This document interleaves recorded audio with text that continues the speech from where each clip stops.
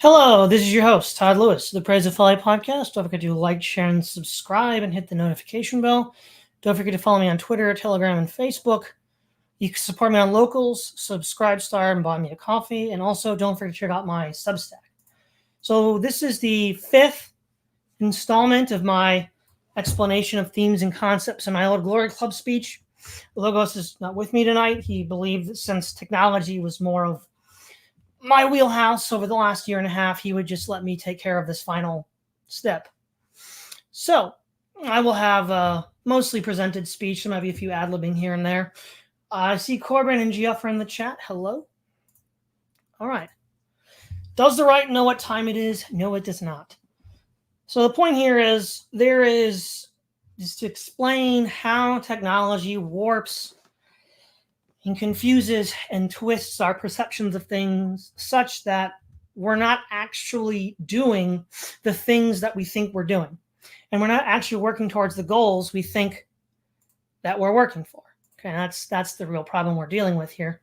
So we're going to start with just reading this. Robert Louis Dabney says it may be inferred again that the present movement for women's rights will certainly prevail from the history of its only opponent, Northern Conservatism. This is a party which never conserves anything. We begin with Mr. Dabney's harsh but correct take on conservatism, its failure to conserve anything. Dabney's critique was not technological but cultural. I will here argue that a very large part of the failure of conservatism is in fact its relation to technology. Technological society, as early as 1829, the publication date of the Sign of the Times by Thomas Carlyle, and especially after 1945, has generated a sign-signal decay whereby the first-order simulations that pointed to something real slowly turned into pure simulacra. In his 1829 Signs of the Times, Carlyle bemoans the fact that artisans, religious groups, and scientists all have to mediate their activities between each other via the machine. This, in his mind, leads to materialism. And I quote, "Nay, our whole metaphysics itself from Locke's time downwards has been physical, not a spiritual philosophy, but a material one," end quote.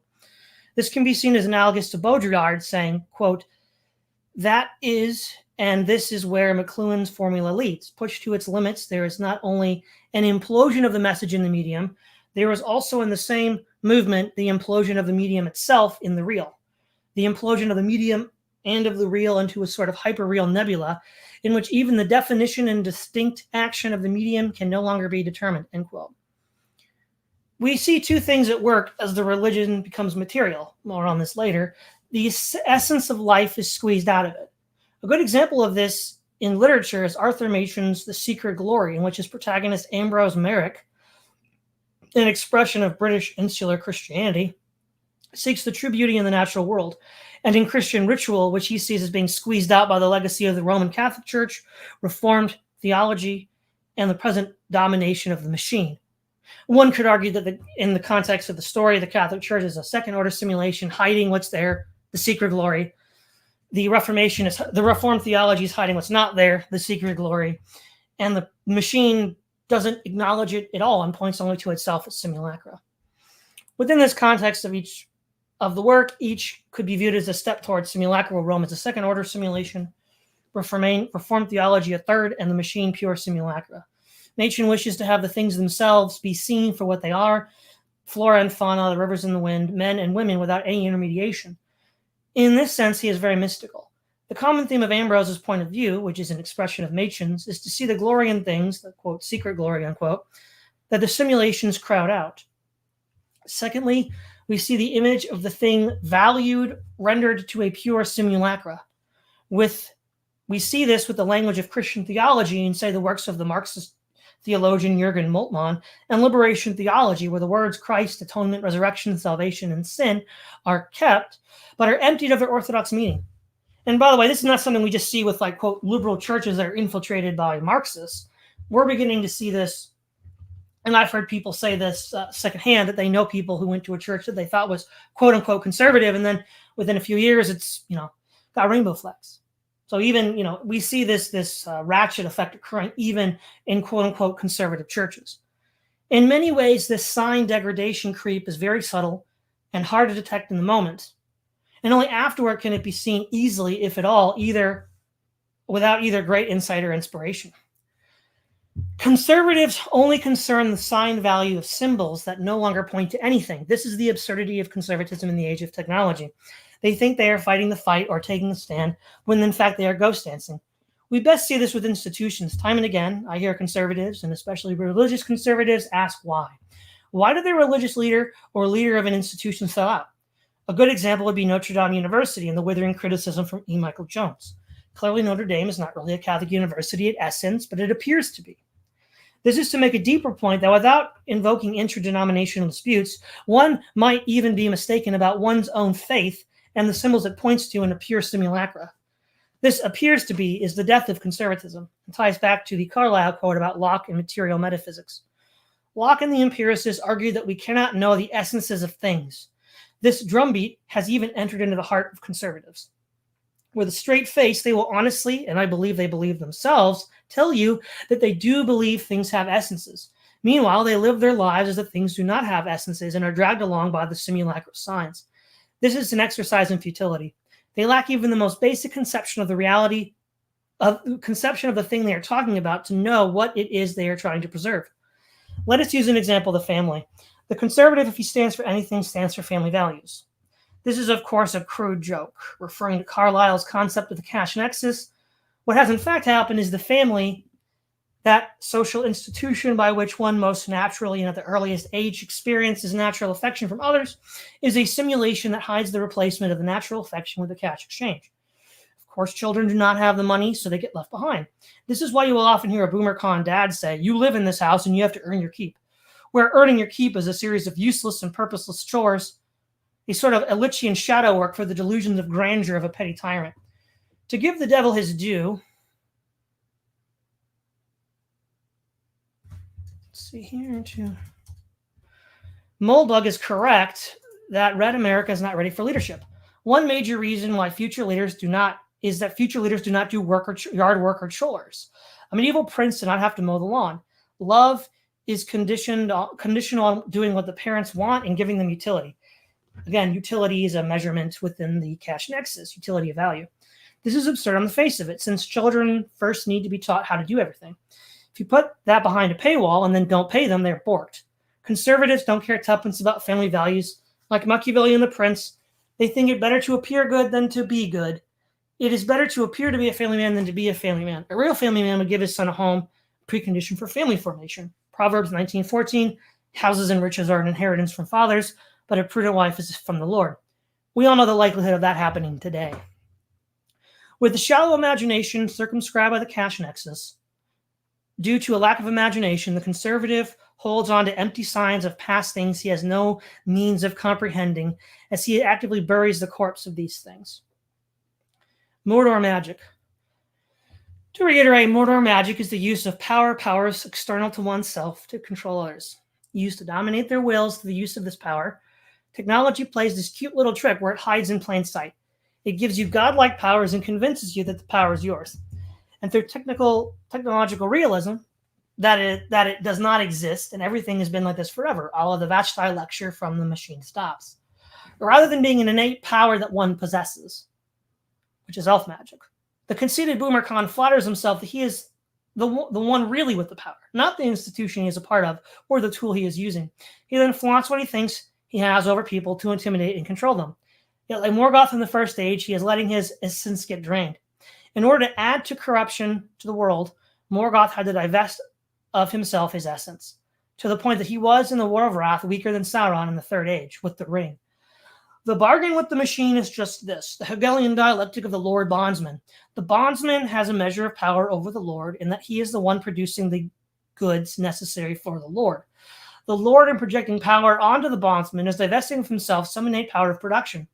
That is analogous to Morgoth. Or like Sauron, the source of his power is destroyed or taken away, and he becomes an impotent spirit of malice. I have on this point discussed at length before and will do so in the future. I'm not saying that using technology in and of itself, and by technology I mean Illich's concept of the tool age of systems, is evil. We live in the age of systems and must at some point use it. We must remember Christ's admonition to be in the world, but not of the world. We must remember that the power that one wields is not one's own and cannot be used to bend others' wills to one's own end.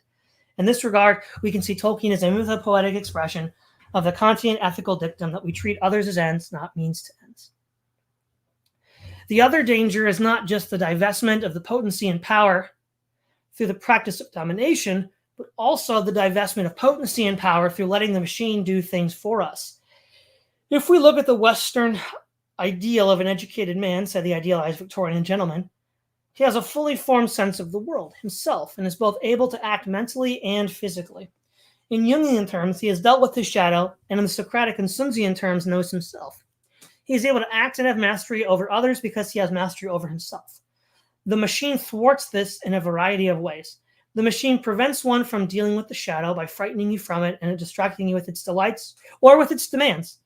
This prevents the man from individuating himself and remaining stuck. The machine does not want you to think. It wants you to act algorithmically and procedurally. Both anarchists and fascists fetishize the concept of just acting or propaganda of the deed. This is very mechanical thinking. The dictum one must follow is thought precedes action. Yet if one never confronts the shadow or thinks about the world before action, he will not act with intent or success. Without self-knowledge, success is always illusory. The machine turns off your mental faculties by having you rely on it for things you would otherwise have had to think about yourself. For example, food acquisition and preparation. If one were to read the stories of Mainly Adventures by Jack London or Rudyard Kipling, you might find a man who has staked out an ambush by studying trails and the habits of animals and waiting for an animal to pass through his crosshairs and then shoot. Then he must skin and gut the animal and prepare the meat for cooking. He must start a fire and cook the meat. A lot of intentional thought must go into this. Today we just call DoorDash. We have replaced a complex set of intentional actions rooted in elf magic with a single procedural action. You may multiply this across the entire spectrum of human behavior, and man is reduced to an impotent wraith unable to unplug from the machine, even if he wished to. One of the chief fears of Uncle Ted. A good practical example of Mordor magic to refer to the home again is the use of compulsion to browbeat sons. Instead of physical force, the force of economic necessity is used. The surrogate activities of chores and endless and useless activities piled on to the would-be leaders of Red America are beaten down by the burden of Mordor magic. Hence the mass exodus of these men, if and when they can leave from this prison. Contrast this with Philip and his son Alexander from Plutarch's Life of Alexander.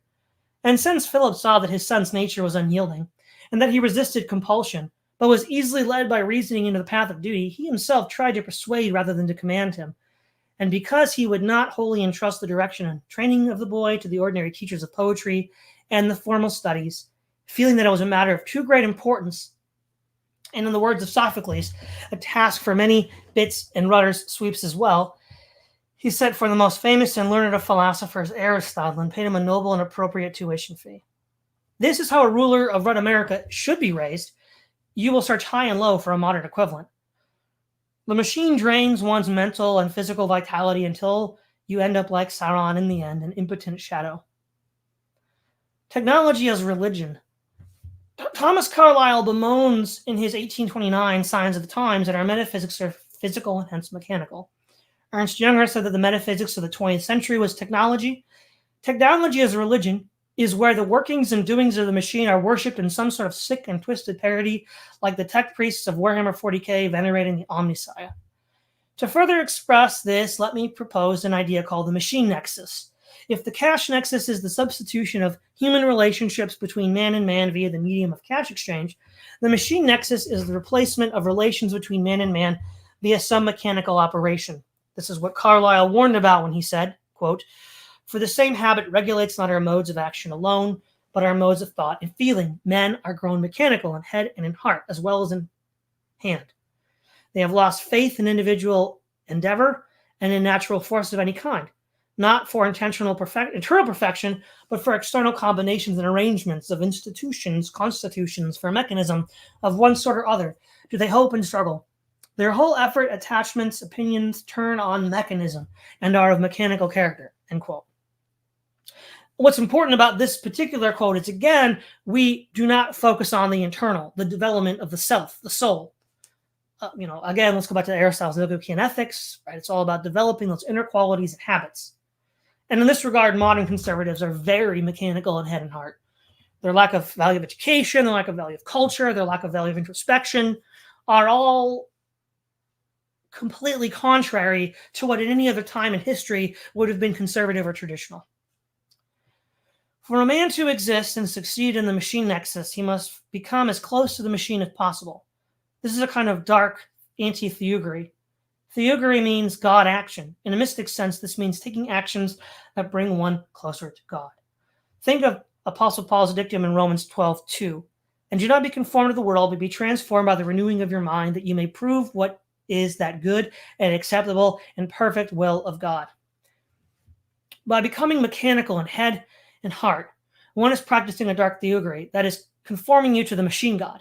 This reveals your true allegiance, not just stated preferences, but your lived experience in conforming yourself to the likeness of the machine.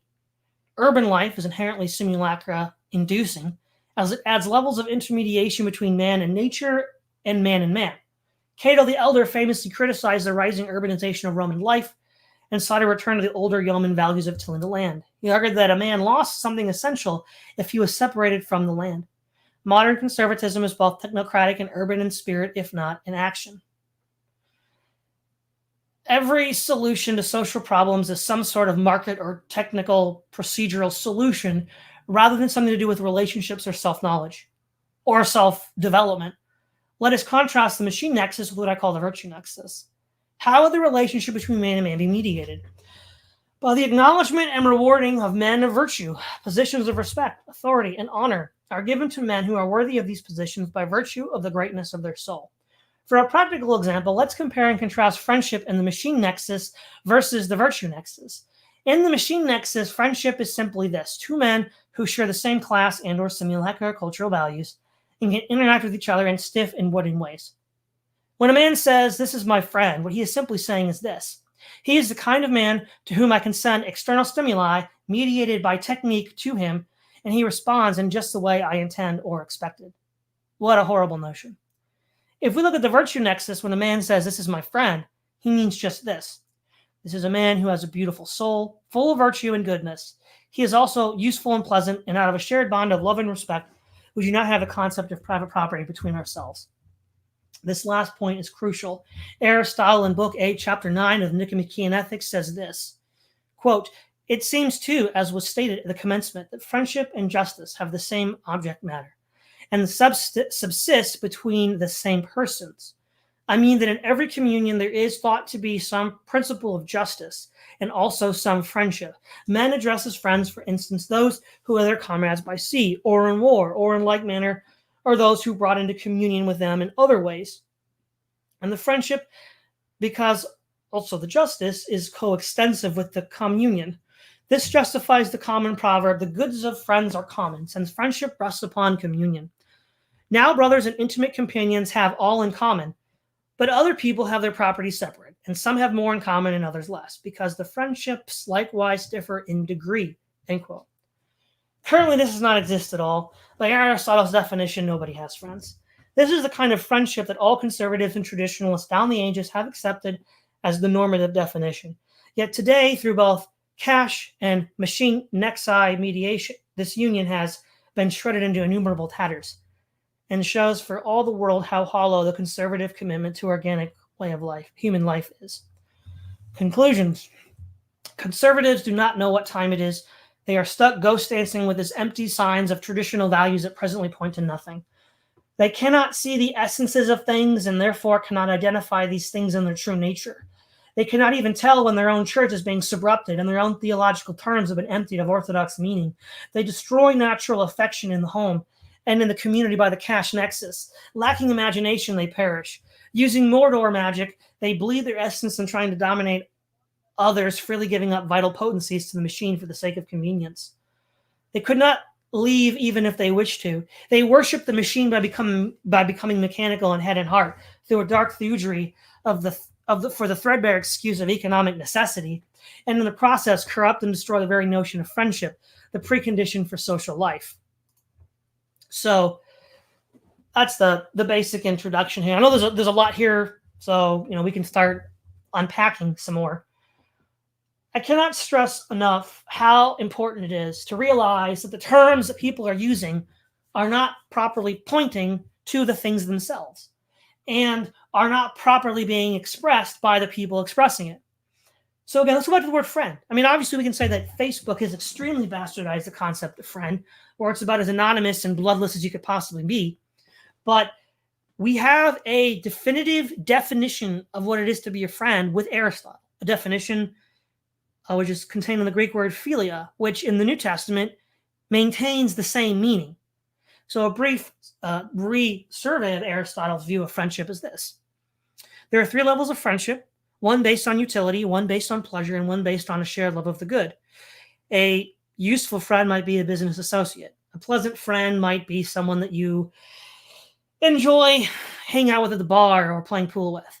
And a virtuous friend is someone who shares the same values you do, who has a soul which is shaped by, if we view the soul as a diamond, which has inherent value, but is rough and uncut, through habituating himself to the virtues, he cuts and polishes that diamond into something beautiful. Once he's done that, he then becomes an objectively valuable man with an objectively valuable soul. The respect, love, and admiration for both the work done to build the habits and the soul itself are the foundation for friendship. That is entailed with, which also entails that such a friend is both useful and pleasant, as well as that you live in close proximity to each other, have the same values, eat at each other's homes, and share things in common. Now, given that definition, which was considered the definition of a friend since time out of mind, in fact, when we read about David and Jonathan, long before Aristotle, we read that David loved Jonathan's soul, which is, again, within the Hebrew tradition, an expression of this very same concept. And then, of course, it has a whole bunch of unpacking to do. People will say, okay, I'm X. But then they won't do anything that justifies that they are X. They'll say, well, you're my friend.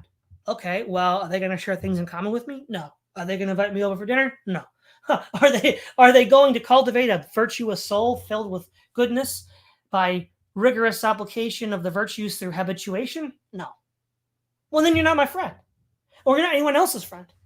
And yet, again and again and again, we use this word friend. And, especially conservatives. Now, again, we might say, well, the left doesn't care about friendship. They don't care about Aristotle. Fine, right? That's not really addressed to them. But for someone who's purporting to defend organic human society and traditional values, this is a precondition. As Aristotle said, friendship is a precondition for political life. It's even the precondition for marriage, since he says, even though it's an unequal kind of friendship, some level of friendship can exist between unequals, like a master and a slave or a husband and a wife. And so in that regard, without friendship, we just don't have a social order. And that's because people use the word, but it's emptied of all meaning. This illustrates the shift of meanings and values that has occurred through the simulacra ratchet. And if we go back to my idea that the culture war is a frozen conflict led by counter gangs, part of the racket is commercial and deep state interests to divide and conquer and get people addicted to various meaningless behaviors. So there's that element. But it's also just the natural progression of the copying of the image, right? Even if we assume no malice at all, it's very easy for this to happen.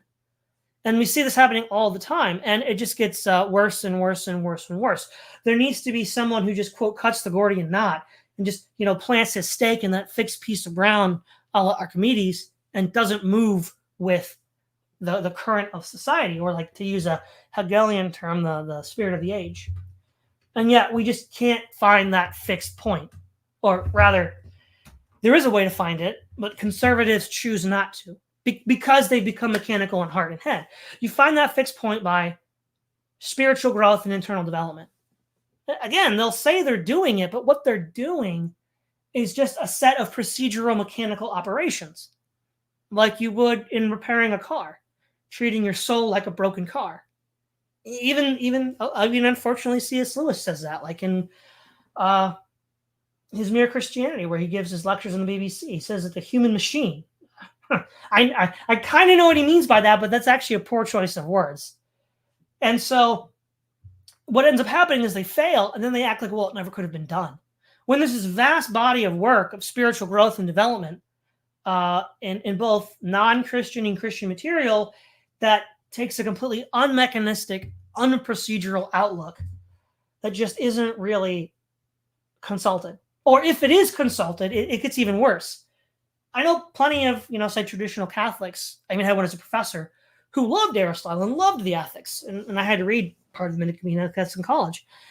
And he just completely, without any self-awareness, didn't apply any of the principles of habit that Aristotle taught. In fact, he would openly joke that he didn't. Like, well, then what's the point? Is this just some sort of intellectual exercise? That's not what Aristotle intended. So what ends up happening is people, even if they read the materials, and most don't, are unable or unwilling to apply them in their own lives. So in that regard, we get this really weird situation. Now, remember, this is the equivalent of like Jürgen Moltmann using classical Christian terminology for Marxist concepts.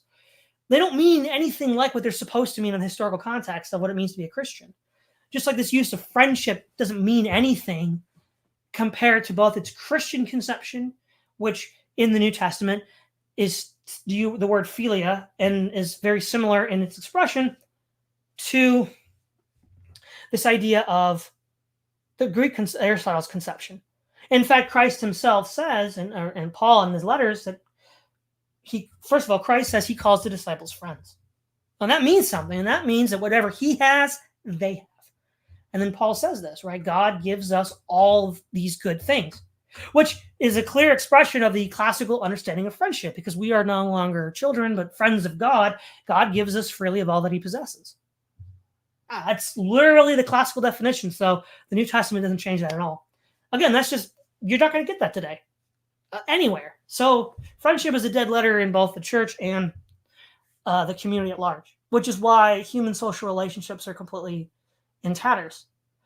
And this idea of internal self-aggrandizement for the purpose of personal benefit, sort of Lockean conception, this materialist metaphysic, as Carlyle points out, of achieving the maximum gain for oneself is again, it's completely contrary to any sort of prior conservative traditionalist thinking, whether it's in the Bible or Aristotle or Homer or Plato or medieval scholastic Augustine or Aquinas, or even really modern thinkers.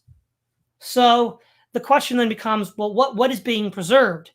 Well, if anything is being preserved, which is a big if, it's just these empty sign symbols. And so that really undercuts completely what they're doing. And the scary part, this is what's really scary here, is it's easy to attribute malice to these people, but then there's the famous dictum, don't ascribe to malice what can first be ascribed to incompetence. If you live in a world completely full of simulacra, and let's go back to the boomers, 45 to 65, that period of history was complete simulacra.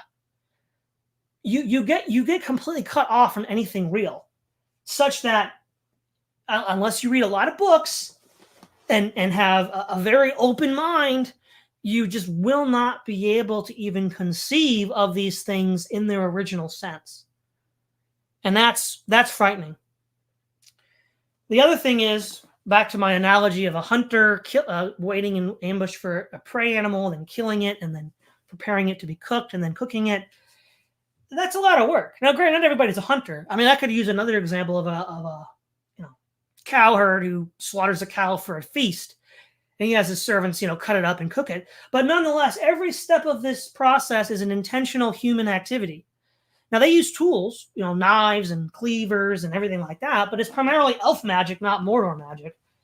And through this intentional process of community, they kill the cow and butcher it up for food. Now we just call DoorDash. And now it's just food prep. Think about everything else. Cleaning, building a house, raising a family. All of these things have been proceduralized. And they're failing. And they're failing really bad. And nobody's turning to anything else. And again, it's because they've forgot. They lack both the imagination, internal. So, for example, when you talk to someone who does martial arts, they'll talk about muscle memory. Muscle memory is where you can just do without thinking what you want to do because your muscles have done it so far. They lack that internal muscle memory or memory to just do it. And they lack the knowledge of the external mechanism, the external practices to do it. And so we have this cul-de-sac of ignorance that is very difficult to cross. You would take an extreme amount of focus and intentional work and energy to get there. And we just don't see that. We just don't see that kind of effort being put out by conservatives. And so they're sort of trapped by their own success. They've achieved some measure of success by playing the game.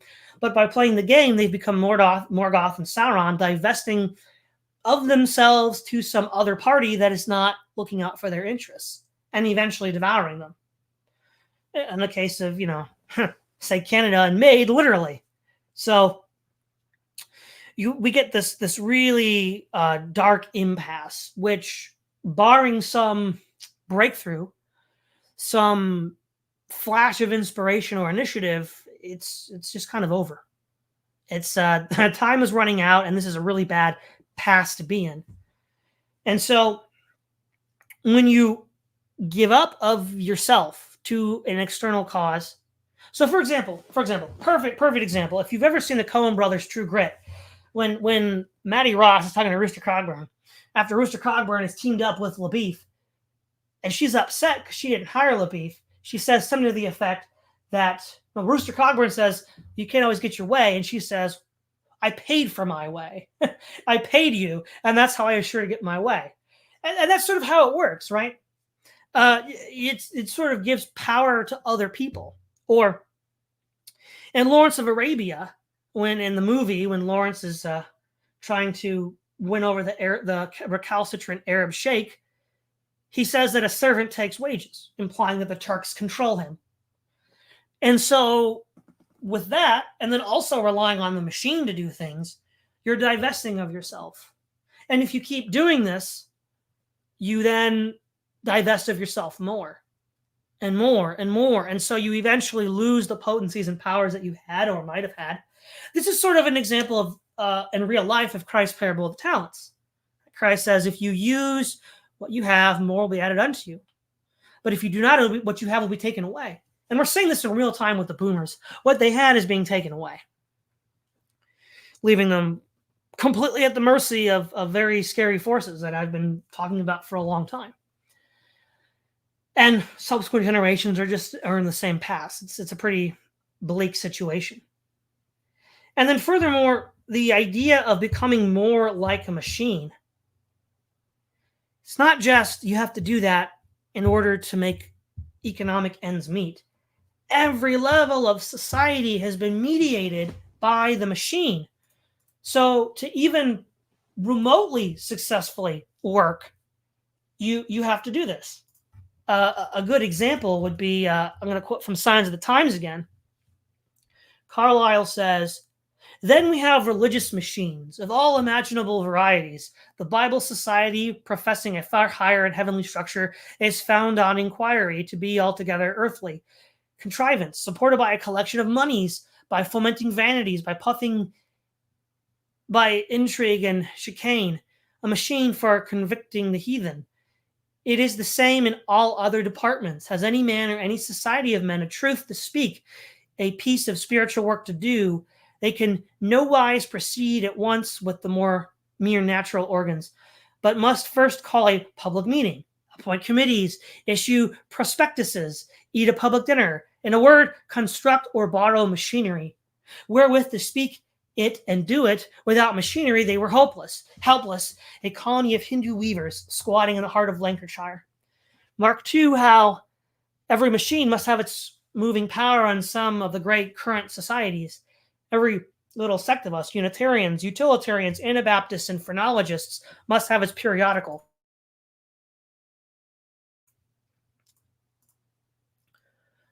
Monthly or quarterly magazine hanging out like its windmill into the popularis aura to grind meal for the society. Now, this is the key part here. He says, they can nowise proceed at once and with the mere natural organs. Now, this is it.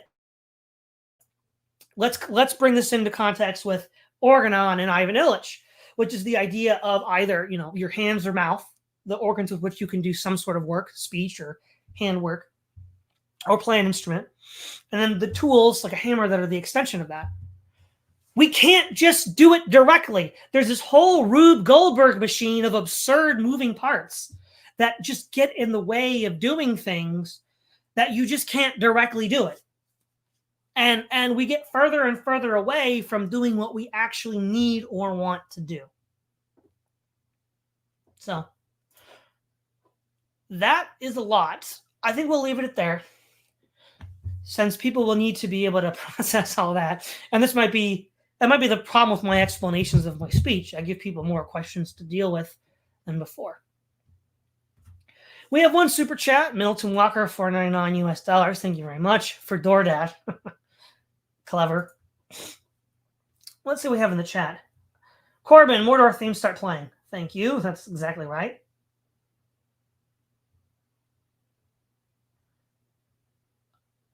Okay, let's see. Anything else?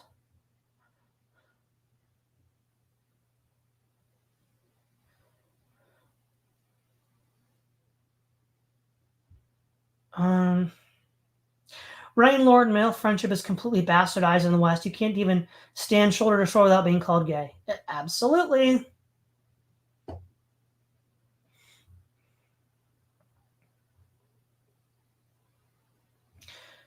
Flinsmart, hi. All right, everyone. It's Todd Lewis, Praise of Flight Podcast, signing off.